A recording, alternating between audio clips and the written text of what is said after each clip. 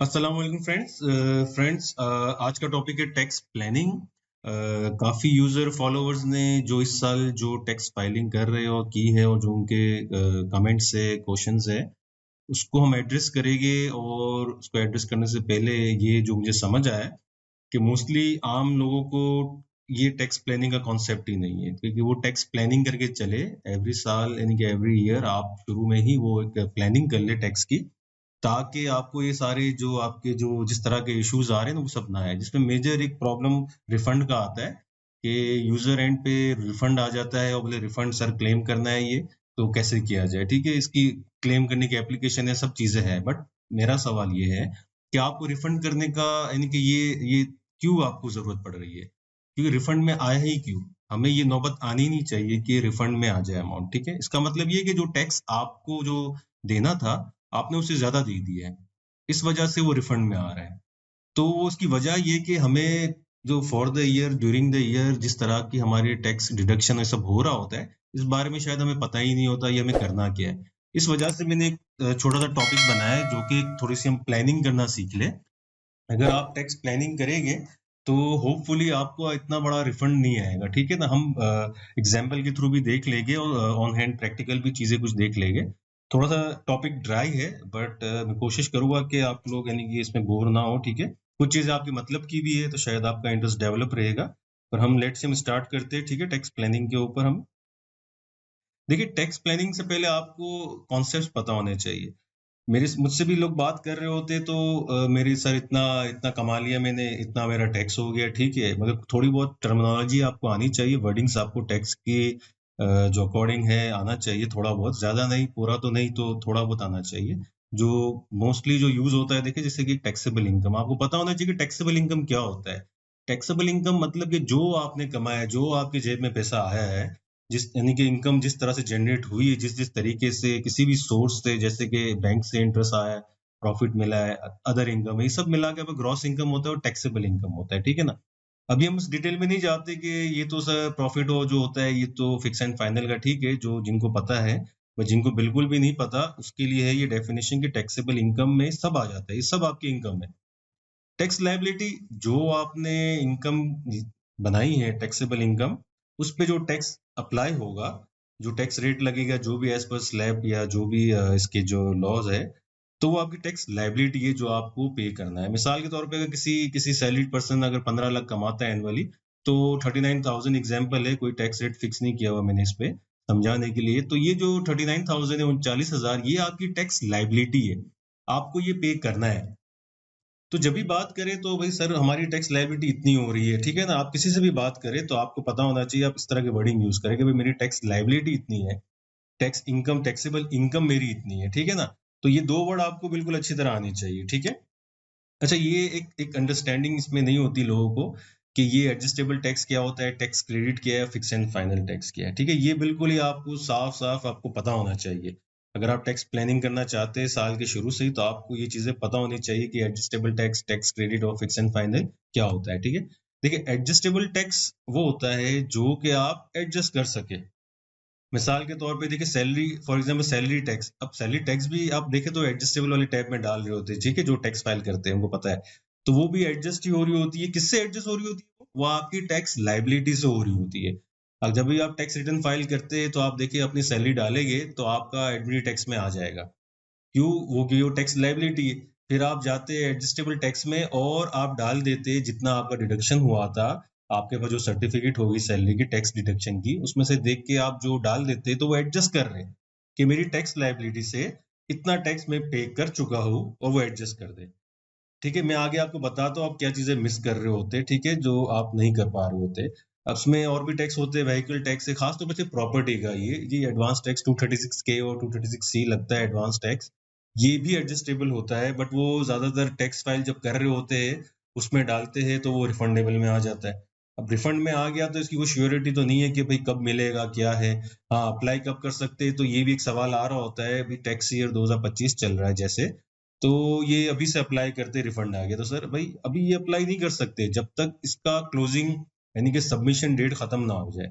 अभी जैसे 30 सितंबर है, अगर वो एक्सटेंड हो जाती है तो जब तक वो एक्सटेंड हो रही है, जब तक वो सबमिशन डेट क्लोज नहीं होगी, जब तक आप वो अप्लाई नहीं कर सकते। ठीक है, अच्छा, तो ये एडजस्टेबल टैक्स था।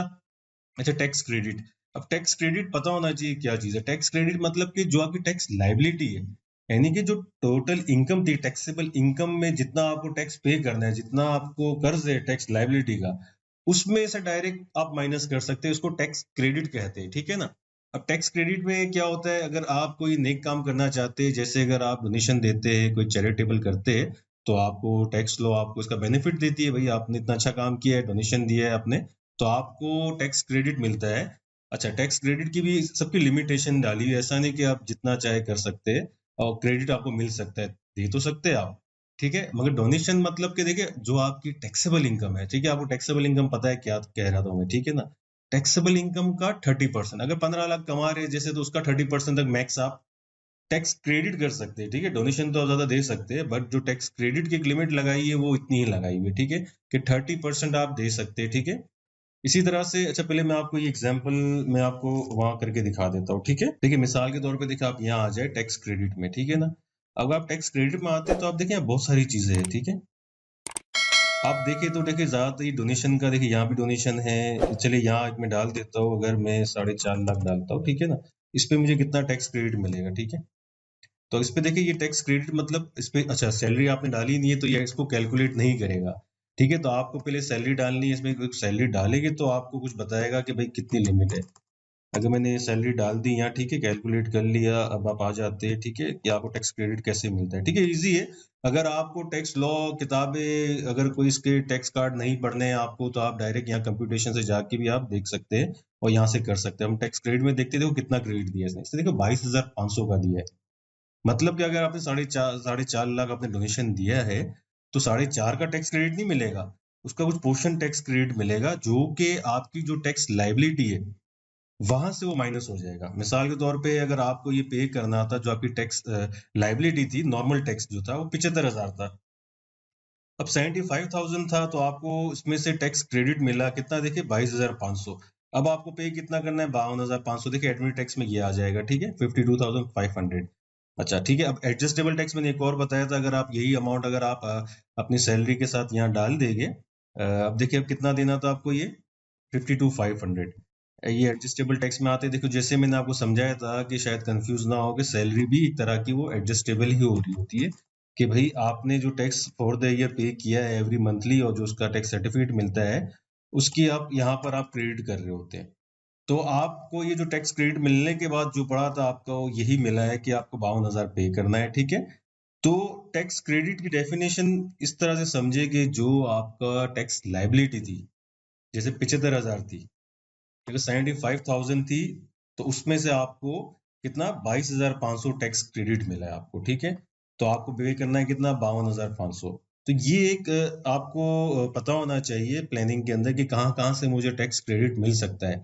ऐसा नहीं कि मेरी इनकम ज्यादा थी जिस वजह से मेरे को टैक्स लाइबिलिटी भी मेरी ज्यादा है, ऑफ कोर्स वो ज्यादा ही बनेगी, जितनी इनकम बढ़ेगी इतना टैक्स भी बढ़ेगा एज पर स्लैब। पर आप ऐसा क्या करें, ऐसी क्या प्लानिंग करें कि मेरी इनकम तो भले बढ़ने दे, बट टैक्स लाइबिलिटी मेरी कम हो। तो जो आम आम जो लोग हैं वो उसको प्लान करके नहीं चलते, और जो समझदार लोग हैं वो ईयर के स्टार्ट में ही ये सब चीजों को जहन में रख के इसी तरह से अपने वो प्लानिंग करते हो, उसी पे एक्शन कर रहे होते, ठीक है। तो ये टैक्स क्रेडिट के अंदर डोनेशन आपने देख लिया, ठीक है। नेक्स्ट होता है पेंशन फंड। अच्छा, ये हम मिस करते हैं, जिन लोगों को पता है वो अच्छी बात है, जिनको नहीं पता, काफी लोगों को मैंने सुना है उनको पता ही नहीं है कि ये भी कोई चीज होती है जो अप्रूव्ड पेंशन फंड हो। देखिए टैक्स क्रेडिट को आपको बिल्कुल फोकस करना है, आप इसको मजीद एक्सप्लोर भी कर सकते हैं कि कहाँ कहाँ से हमें टैक्स क्रेडिट मिल सकता है, आप इस तरह के काम करें। देखिए पेंशन फंड होता है, अगर आप सैलरीड कैटेगरी की मैं बात कर रहा हूँ अभी, तो आप इन्वेस्टमेंट भी करते हैं, बैंक में भी पैसे रखे हुए हैं, यहाँ इन्वेस्ट किया है, सिक्योरिटीज में किया है, आप यहाँ भी कर सकते हैं। यहाँ करने का फायदा क्या है भाई, एक तो आपकी ये इन्वेस्टमेंट भी हो गई है, जो एज पर जो इनका प्रॉफिट होगा जो सब मिल रहा है आपको, ठीक है।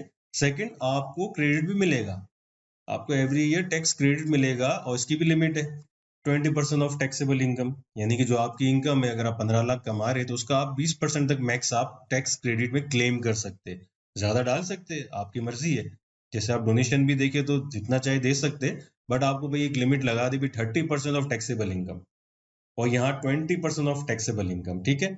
तो ये आपको पता होना चाहिए कि पेंशन फंड क्या होता है। अप्रूव पेंशन फंड होते हैं, जो सैलरी कैटेगरी वाले लोग ज्यादा लेते हैं ये, हमारे यहाँ पेंशन फंड उसको समझा जाता है कि जैसे रिटायरमेंट के बाद वाला फिर हमें मिलेगा, वो तो ठीक है, वो मिलना है, वो यही फंड है। बट आप ड्यूरिंग द ईयर आप आज भी आप ये पेंशन फंड में इन्वेस्ट कर सकते हैं। It's like a mutual fund जैसे होता है, म्यूचुअल फंड्स की एक प्रोडक्ट है ये भी। तो आपको ये पेंशन फंड्स अगर आप लेते हैं तो इसमें सिर्फ टैक्स क्रेडिट मिलता है। ये नहीं कि सर हमने म्यूचुअल फंड्स में तो लिया है, उसमें क्यों नहीं मिल रहा। भाई एक लॉ है, उन्होंने जो जो अलाउ किया है उसके तहत ही आपको मिल सकता है। तो ये कैसे हिट करता है टैक्स क्रेडिट, आपको देखेगा 15 लाख था, 39,000 आपका अगर टैक्स लाइबिलिटी थी, और फॉर एग्जांपल अगर आपने 1 लाख की इन्वेस्टमेंट की है पेंशन फंड में, और लेट्स से कि जो भी आपका टैक्स क्रेडिट बनता है वो 10,000 बनता है, तो ये 10,000 डायरेक्ट आपकी टैक्स लाइबिलिटी से कम होगा। देखिए बड़ी बात है। अगर मैं कहूँ भी 29,000 का टैक्स पे करना पड़े तो उसके लिए आपको इनकम कितनी करनी हो, तो आपको बहुत ज्यादा नीचे लानी पड़ेगी। आप खुद कैलकुलेशन कर लीजिएगा कि अगर मेरी 15 लाख की अगर थी इनकम, और मेरे को टैक्स 39,000 देना था, अब मैं बोलता हूँ मुझे 29,000 टैक्स देना है टैक्स लाइबिलिटी में, एज्यूम करते, तो मैं इनकम को कितना नीचे लाऊंगा, ठीक है। तो शायद वो लाख ना हो, बहुत सारी कम करो, जब जाके 29,000 आएगी। तो आप देखिए कि ये अगर आप यहाँ इन्वेस्ट भी करते हैं तो आपको अच्छा खासा आपको टैक्स लाइबिलिटी में आपको क्रेडिट मिल जाता है, ठीक है। अच्छा, फिक्स एंड फाइनल, इसको बिल्कुल मिक्सअप नहीं करना। काफी लोग इसको एज अ एडजस्ट करने के लिए या रिफंड के लिए सवाल करते हैं, ये बिल्कुल लॉजिकली सवाल नहीं है बिल्कुल। कि आप समझे इसको कि देखिए ये भी इनकम जो आपने की है, किसी भी सोर्स ऑफ इनकम जो आपकी इनकम है, मिसाल के तौर पे अगर आप बैंक से कोई प्रॉफिट मिलता है, डिविडेंड से मिलता है, या प्रॉफिट मिलता है प्राइस बॉन्ड से, या कैपिटल गेन है, या कोई भी जो इनकम हो रही है ना, भले आपने इन्वेस्ट किया है बट वो इनकम हो रही है, तो वो एट द टाइम जो टैक्स कटता है ना, वो फिक्स एंड फाइनल कहलाता है। वो आपका ना रिफंडेबल है ना आपको क्लेम कर सकते, ठीक है। देखिए you can not adjust it against other income, you can not claim a refund on it, ठीक है। ये एंड होता है, it ends your liability that for that particular source of income, उस सोर्स ऑफ इनकम का ये and है। आपको ये बस लाइबिलिटी जो थी आपने उस टाइम पे पे कर दिया, आपने क्लियर है ये आपको। तो फिक्स एंड फाइनल को मिक्सअप ना करें आपके टैक्स क्रेडिट के साथ या एडजस्टेबल के साथ, या आप ये रिफंड के लिए आप इस पे कोशिश कर रहे हो कि कुछ हो जाए कि वो रिफंड हो जाए, ठीक है। तो ये एक सेपरेट चैप्टर है, ये सेपरेट है, ये आपके एडजस्टेबल और आपके टैक्स क्रेडिट में नहीं गिरता, ये सेपरेट होता है जो फिक्स एंड फाइनल होता है। जो भी एज पर लॉ जो टैक्स रेट डले होते डिविडेंड पे या बैंक प्रॉफिट पे जो कट गया, वो बिल्कुल क्लेमेबल नहीं होता है, ठीक है। अच्छा, क्या-क्या आपको अपॉर्चुनिटीज़ है आप टैक्स प्लानिंग जब करते हैं, तो ये चीज़ें ज़रूर याद रखें। फर्स्ट ऑफ ऑल कि आप टैक्स फाइलर बिल्कुल रहे, ठीक है। आप ईटीएल लिस्ट में आपका नाम आना चाहिए। इससे फ़ायदा ये है कि आपका देखें तो विथहोल्डिंग टैक्स रेट जो होता है बिल्कुल जो फाइलर का है कम है, और डबल हो जाता है अगर आप नॉन फाइलर। आपको व्हीकल्स, प्रॉपर्टी और इस तरह की और भी फाइनेंशियल ट्रांज़ैक्शंस होती है, वहाँ आपको बेनिफिट है। तो आप सबसे पहला काम तो आपको यही करना है कि आपको एज़ अ फाइलर रहना है, और एवरी ईयर आपको टाइमली आपकी टैक्स फाइलिंग करनी है, ठीक है। फोकस कहाँ करना है, आपको टैक्स क्रेडिट को किस तरह से आप मैक्सिमाइज कर सकते हैं, ताकि आपकी जो टोटल लाइबिलिटी है, टैक्सेबल जो टैक्स लाइबिलिटी है, उससे कम हो जाए। अब देखा तो अप्रूव जो पेंशन फंड है आप वहां इन्वेस्ट कर सकते हो, आप डोनेशन दे सकते हो, ठीक है ना। तो वहां से आपको डायरेक्टली आपका जो टैक्स है ना वो आपका रिड्यूस हो जाता है, टैक्स लाइबिलिटी कम हो जाता है। ये मोर पावरफुल देन डिडक्शन है आपका, बहुत पावरफुल है टैक्स क्रेडिट, क्योंकि डायरेक्ट टैक्स लाइबिलिटी को एडजस्ट कर रहा है, ठीक है। अच्छा, एडजस्टेबल टैक्स ये भी एक और पार्ट है, आप इसमें भी आप ट्रैक रखा करें कि आपके जो भी for the year during the year जो भी आपके टैक्सेस कट रहे होते हैं, एडवांस टैक्स, जैसे कि मोबाइल की बिल हो गया, रजिस्ट्रेशन हो गई गाड़ियों की, अच्छा क्रेडिट कार्ड की जो ऑनलाइन ट्रांजेक्शन करते हैं इंटरनेशनल, उसमें भी एडवांस टैक्स लगता है, ठीक है। इस तरह के जो जो भी टैक्सेस लगते हैं, इसको आप एवरी 3 मंथ या 6 मंथ में आप क्लेम कर सकते हैं। अच्छा, ये चीज काफी लोगों को नहीं पता जो सैलरीड कैटेगरी में है। देखिए आप इंतजार ना करें कि ईयर एंड होगा जब टैक्स फाइल करेंगे, जब आप ये सारी एडजस्टमेंट आप डालेंगे, तो वो क्या होगा, जब एडजस्टमेंट डालेंगे तो रिफंड में आ जाएगा, फिर वही खड़े हो गए आप। तो भाई मैंने यही कहा, आप रिफंड के क्यों इंतजार कर रहे होते, आपको जो रिफंड है आप ड्यूरिंग द ईयर ही मांग ले। कैसे, वो एडजस्ट करा ले, जो आपको जो टैक्स लाइबिलिटी से एडजस्ट कराएंगे आप, जैसे सैलरी है हर महीने अगर टैक्स कट रहा है आपका ना, तो आप उसी से एडजस्ट कराएंगे। अब ये प्रोसेस लोगों को पता नहीं है कि अच्छा ऐसा भी होता है। तो काफी मेरे फ्रेंड्स यूजर्स ने यही पूछा कि सर अच्छा ऐसा पॉसिबल है, बिल्कुल है, ये बाय लॉ कहता है, हमारा टैक्स लॉ कहता है, हर कंपनीज में होता है ये। भाई आप एवरी क्वार्टरली या तो 6 मंथ में आप अपनी एक ट्रैक रखें, और आपको भी इजीली अब सब चीजें ऑनलाइन हो गई है। आपको आपकी मोबाइल के बिल भी मिल जाते हैं, इसके टैक्स सर्टिफिकेट मिल जाते हैं इजीली, ठीक है। आपको क्रेडिट कार्ड के ट्रांजेक्शन आप ऑनलाइन ऐप पे किसी भी बैंक में जाएंगे तो वहां पर भी आपको एडवांस टैक्स के सर्टिफिकेट मिलते हैं, जो जो आपके टैक्स कटे होते हैं। अच्छा, ये नहीं कि आप जो प्रॉफिट पे जो टैक्स कटा है उसका सर्टिफिकेट लेके आप जमा करने चले गए, नहीं, वो फिक्स एंड फाइनल का पार्ट है, ठीक है। जो टैक्स जो आपका क्रेडिट कार्ड पे जो लग रहा होता है, एडवांस टैक्स जो भी इंटरनेशनल ट्रांजैक्शन पे, ठीक है, और आपका इस तरह की जो एक प्रॉपर्टी पे भी जो लग रहा होता है एडवांस टैक्स, अगर आपने कोई परचेज की प्रॉपर्टी या सेल किया है 236 के या 236 सी, तो आप वो एचआर में जमा कराए प्रॉपर एक समरी बना के इसके एविडेंस के साथ, और ये जमा करा के साथ बताए कि भाई ये मुझे एडजस्ट करना है टैक्स, जो मेरी सैलरी से कट रहा है ना, तो मुझे ये एडजस्ट कर दे मेरा टैक्स जो मेरी सैलरी में है, उसको आप वो क्रेडिट कर देगा उसको। तो आपकी ऑटोमेटिकली जो ईयर एंड पे जब टैक्स फाइलिंग के दरमियान पे जो आपका रिफंड बनता है, वो आपने समझे कि ड्यूरिंग द ईयर ही आपने ले लिया। तो ये एक बहुत मिसिंग पार्ट है, बहुत बड़ा मिसिंग पार्ट है, जो लोगों को शायद पता ही नहीं है ये कि इस तरह भी ड्यूरिंग द ईयर हो सकता है, और वो वेट करते हैं जब टैक्स फाइल करेंगे जब डालेंगे, ठीक है। अच्छा, एक ये चार्ट है, ये आपको बिल्कुल एक इमेज अपने जहन में बना ले। टैक्स प्लानिंग के अंदर बहुत कुछ पता होना जरूरी नहीं है, ठीक है, पता होना चाहिए, मगर आपकी फील्ड नहीं है, किसी की फील्ड नहीं होती है, तो दो तीन बड़ी बड़ी बातें आपको याद होनी चाहिए ताकि आप प्रॉपर प्लानिंग कर सके, ठीक है। अच्छा, फिक्स एंड फाइनल, देखिए एक नई चीज आई आपको मैं बता देता हूँ इसमें, कि जो बैंक में प्रॉफिट तो होता था उसमें 15% विथ हेल्ड होता था टैक्स जो कटता था, बट 26 के अंदर 2026 के अंदर 20% हो गया, इंक्रीज हो गया ये, ठीक है। तो ये अब आप प्लान कर ले खुद ही, ठीक है, मैंने कहा ना आप खुद एक्सप्लोर करें, मैं आपको ऑप्शंस बता रहा हूँ, चीजें बता रहा हूँ, आप खुद इसमें जाए, इतना मुश्किल नहीं है, आप नेट पे जाए सर्च करें, आपको ऐसी इन्वेस्टमेंट मिलेगी जहां 15% टैक्स डिडक्ट होता है प्रॉफिट के ऊपर। अब जैसे नेशनल सेविंग ले लें, इसके पीएनएल अकाउंट ले लें आप, और ऐसी बहुत सारी और भी सिक्योरिटीज होती है, वहां 15% कटता है। तो अगर किसी के देखिए बैंक में पैसे पड़े हुए और एवरी मंथ सेविंग अकाउंट है, मिल रहा है प्रॉफिट, उस पर टैक्स 20% कट रहा है, तो आप प्लान कर ले अभी से कि मैं इतने अमाउंट कहीं और इन्वेस्ट करता हूँ ताकि वहां मेरा 15% कटे। बट ये एडजस्टेबल नहीं होता, ठीक है, आपको पता है, बता दिया, ये फिक्स एंड फाइनल का पार्ट है, डिविडेंड है, कैपिटल गेन है, ये सब चीजें। बट आप किस तरह से जो टैक्स कट रहा है वो आपको अगर टाइमली पता हो साल के स्टार्ट में ही, कि जैसे अभी बैंक में तो 20% कटेगा भाई, जुलाई से तो 20% कट रहा है, आप तो चेक कर ले अभी, तो आप सोचेंगे अब मैं कहाँ करूँ कि मेरा 15% कटे और मेरा प्रॉफिट रेट भी इतना ही मिले, बैंक से ज्यादा अच्छा भी मिल जाएगा और 15% कटेगा आपका, ठीक है। तो ये एक टैक्स प्लानिंग का पार्ट होता है। अच्छा, टैक्स क्रेडिट आपको पता है, डोनेशन या पेंशन फंड में इन्वेस्ट करें, भाई डोनेशन नहीं दे सकते भाई, ठीक है, मर्जी आपकी है, नहीं दे सकते तो आप पेंशन फंड में इन्वेस्ट करें जहां पर आपको 20% टैक्सेबल इनकम का मिल जाता है। टैक्स क्रेडिट मतलब ये नहीं है कि जितना इन्वेस्ट करेंगे वो टैक्स क्रेडिट होगा, नहीं, उसका जो आपको प्रोपोर्शनेट मिलेगा जो रेशो, वो आप खुद कंप्यूटेशन में जाएंगे तो मिलेगा, तो हार्डली वो 5% 3% इतना ही होता है, ठीक है। बट ओवरऑल टैक्स लाइबिलिटी पे बहुत फर्क पड़ता है आपकी, तो डायरेक्ट हिट होता है ये टैक्स क्रेडिट के ऊपर, ठीक है, टैक्स लाइबिलिटी के ऊपर डायरेक्ट हिट होता है और ये टैक्स क्रेडिट मिलता है आपको। और भी ऑप्शन हो गए, मैं आपको दिखा देता हूँ, आपको दिखाया था मैंने आपको, अगर आप देखें यहाँ पर टैक्स क्रेडिट में आ जाते हैं तो देखिए यहाँ पर टैक्स क्रेडिट देखें। अच्छा, यहाँ भी दो तीन चीजें होती है, आपको ये याद रखनी है। देखिए, अगर आप कोई डोनेशन देते, जो कंपनी या जो भी इदारा है, अगर वो अंडर सेक्शन 61 से एसईसीपी से रजिस्टर्ड है तो उसका अलग रेट मिलेगा आपको, ठीक है, टैक्स क्रेडिट का। इसी तरह से अगर आप कोई टैक्स कोई ऐसे अंडर सेक्शन 100 सी है, और एक और है जो कि इज मेड टू एसोसिएट, अगर कोई डोनेशन अगर आप अंडर सेक्शन 61 में है, जहां पर where the donation is made to associate, तो इसका टैक्स क्रेडिट का रेट अलग मिलेगा आपको, ठीक है। तो ये डोनेशन के दो तीन एट्रीब्यूट से आपको अलग अलग जगह मिलेगी, प्लस आप यहाँ एक्सप्लोर कर सकते हैं, देखिए टैक्स क्रेडिट के टैब में आके इन इन चीजों से हमें टैक्स क्रेडिट मिलना है, तो आप इस पे रिसर्च करें, ठीक है, कोई इतना मुश्किल काम नहीं, आप खुद भी कर सकते। आजकल तो यंगस्टर काफी एआई और काफी चीजों पे आप चैट जीपीटी से पूछ सकते हैं, बट वो अपडेटेड नहीं होता, ठीक है, आप देख लीजिएगा वो। बट आपके पास टैक्स इनकम टैक्स ऑर्डिनेंस होता है, ये फाइनेंस एक्ट आता है, आप वहां से भी देख सकते हैं कि क्या अपडेट है और क्या क्या चीजें हैं। तो आप ये सिंपल, आप इन चीजों को फोकस करेंगे तो आप खुद एक्सप्लोर करेंगे तो आपको कोई ना कोई चीजें मिल जाएगी, जैसे मैंने आपको डोनेशन का बताया, पेंशन फंड का बता दिया, ठीक है।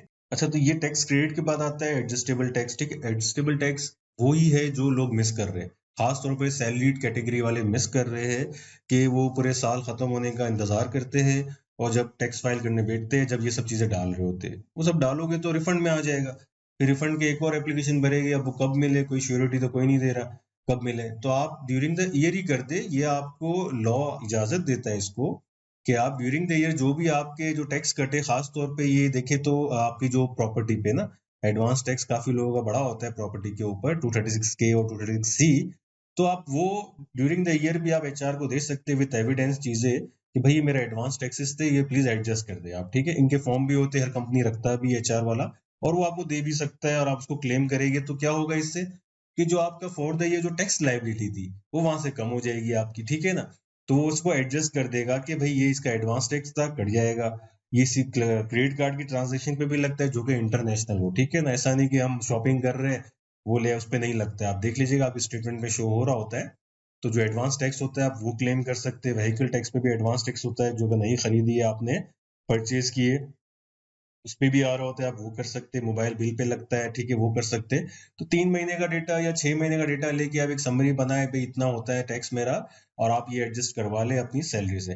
तो ये 2-3 चीजें थी जो आपको अगर जहन में आपके है और आप इसको फोकस करेंगे तो आप काफी अपनी टैक्स लाइबिलिटी को कम कर देंगे, ना कि आप अपनी इनकम कम करके टैक्स लाइबिलिटी को कम करें, ठीक है। तो हमें एक समझदार लोगों की तरह स्मार्ट तरीके से चलना है साल के शुरू होने से पहले ही, कि आप टैक्स क्रेडिट और ये एडजस्टेबल टैक्स को किस तरह से आप फोकस करें। इसमें एडजस्टेबल टैक्स को मैं ज्यादा कह रहा हूँ इसलिए कि ये ड्यूरिंग द ईयर हमारा खर्चे में और बहुत सारी चीजों में होता है, तब during the year he claim कर ले, ठीक है ना। क्लेम करने मतलब कि एडजस्ट करवा ले। टैक्स क्रेडिट के बहुत सारे इसमें देखिए, दो मैंने आपको बता दिया, पेंशन फंड में इन्वेस्ट कर दे। अगर मैं बोलूँ बैंक में मेरा पड़ा हुआ है, प्रॉफिट अच्छा रेट मिल रहा है, बट वो 20% विथ हेल्ड कर देगा, भाई टैक्स काट देगा। इसके बरक्स अगर मैं आता हूँ टैक्स क्रेडिट के लिए, तो यार मैं इतना प्रॉफिट यहाँ से मिल रहा है, मैं पेंशन फंड में जाता हूँ तो वहां भी प्रॉफिट भी मिलेगा, प्लस मुझे टैक्स क्रेडिट भी मिलेगा। तो ये देखिए, दो दो एडवांटेज है ये। तो आप वो इस तरह से प्लान अप करना है, और इस तरह से आप अपने टैक्स लाइबिलिटी को कम कर सकते हैं, ठीक है। अच्छा, टैक्स फाइलिंग के लिए जो रिक्वायर्ड डॉक्यूमेंट होते हैं, मैंने एक छोटी सी लिस्ट बना ली है। और भी बहुत सारी चीजें होती है, लोगों के अलग अलग सिनेरियो होते हैं, इसमें हो सकती है, बट मोस्टली ज्यादातर 90% यही चीजें रिक्वायर्ड होती है कि salary tax certificate, closing balance हो गया, bank certificate, capital gain gift है, या एडवांस टैक्स सर्टिफिकेट हो गया, डिटेल्स हो गई एसेट्स और लाइबिलिटीज की। तो इस तरह की चीजें अपने पास रखा करें, जब भी आप टैक्स फाइल करने जाए तो आप इसको आप रख सकते हैं, ठीक है। अच्छा, मैंने एक और कार्ड भी बनाया है टैक्स ईयर 2026 का, आपके लिए वो भी अच्छा होगा। मैं डिस्क्रिप्शन में अटैच कर दूंगा, मैं आपको दिखा भी देता हूँ। तो ये टैक्स ईयर कार्ड है 2025-26 का, इसमें आपको ये सब मिल जाएगा, जो जो नए रेट्स आए हुए, सैलरी का क्या स्लैब होगा। तो ये देखिए, ये टैक्स प्लानिंग कर रहे हैं ना आप, तो आपको पता होना चाहिए कि 2025-26 का अभी क्या टैक्स रेट है। इस हिसाब से आप क्या करेंगे, अपनी इन्वेस्टमेंट को, आप अपनी इन्वेस्टमेंट पोर्टफोलियो को देख लेंगे, टैक्स क्रेडिट का क्या मिल सकता है मुझे कहीं से, ठीक है। एडजस्टेबल टैक्स है, जो एडवांस टैक्स है आपका लगता है, वो क्या मिलना है मुझे। तो ये सब चीजें आप, सारी इन्फॉर्मेशन होगी तो आप अच्छा प्लान कर सकते हैं। तो ये मैंने पूरा टैक्स कार्ड है जो 2025-26 का है, इस साल का है, जो कि आप नेक्स्ट ईयर रिटर्न फाइल में आप करेंगे जब हम खोलते हैं। ये हालांकि ये चीजें साल के स्टार्ट होने से पहले आपको पता होना चाहिए, ताकि आप प्लान अप कर सके। ये डिस्क्रिप्शन में मैं लगा लूंगा लिंक में, ठीक है, आप वहां से देख सकते हैं ये बिल्कुल। अगर आपको कोई सवाल है, कोई क्वेश्चन है, कोई कमेंट्स है आपका है, तो आप बिल्कुल जरूर मुझे वीडियो के कमेंट्स में आप डाल सकते हैं, या वॉइस नोट भी मुझे आप भेज सकते हैं, ठीक है। आई होप कि आपको ये काफी, जो 2-3 चीजें थी, मैटर यही करता है जो सैल्यूट कैटेगरी में है। बाकी हमें पूरा टैक्स लॉ समझने की जरूरत नहीं है इतना सारा। अगर ये 2-3 चीजें भी अगर आप समझ ले और इस पे आप फोकस करेंगे, तो आपकी अच्छी खासी टैक्स लायबिलिटी में फर्क पड़ेगा, ठीक है। थैंक यू, बहुत बहुत शुक्रिया आपका। अल्लाह हाफिज, दुआओं में याद रखिएगा।